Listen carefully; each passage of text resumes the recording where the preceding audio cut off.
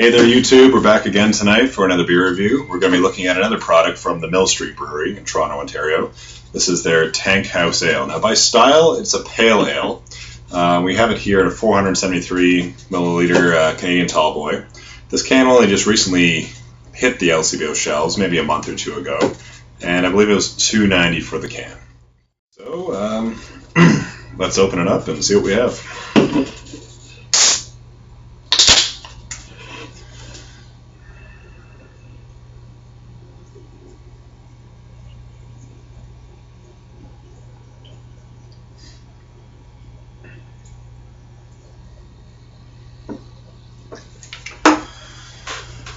Alright, dark amber color. It's almost borderline red. It's got the nice red tinge in there. I don't know if it's just my pour, but we've got a decent, I'd say, 2-3 fingers ahead. Looking nice. That's a great looking beer. Alright, let's have a smell.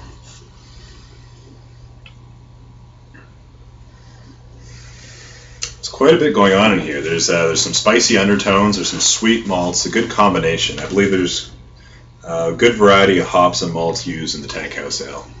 Let's go for a taste. Cheers.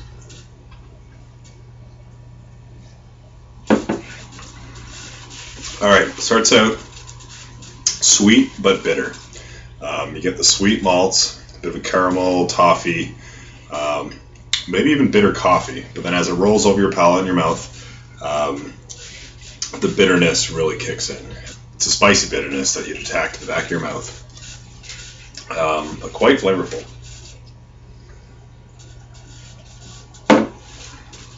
So I remember the first time that I had Tankhouse Ale. It was maybe about a year and a half ago. A buddy of mine in Toronto introduced me to it, and at the time we bought it from the beer store, and we actually drank it pretty much room temperature that night. And at the time I found the flavor just completely overwhelming, just too much going on, you know.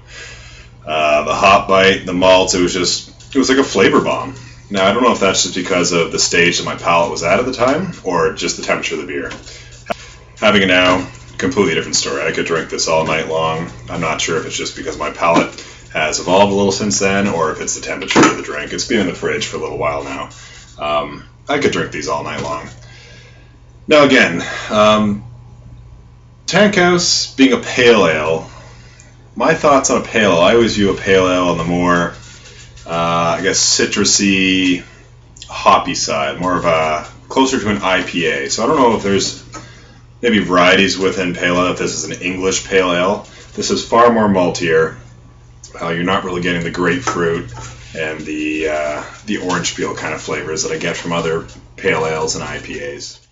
Now out of Mill Street's four, I'd say they're more mainstream offerings. That'd be their stock ale, their white or their wit beer, and they have two organics, and then the Tankhouse. I would definitely pick the Tankhouse. This is the most flavorful, the most complex out of those offerings. And what I'm finding in general with craft beers, generally the more color, the darker they are, the more complex they are, the more flavor that's built in them. I know that's not always the case. You'll get some crazy hop flavor bombs, your double IPAs that are a paler color, but things like this is great. These amber, copper, reddish tints, definitely my style. Tons of flavor.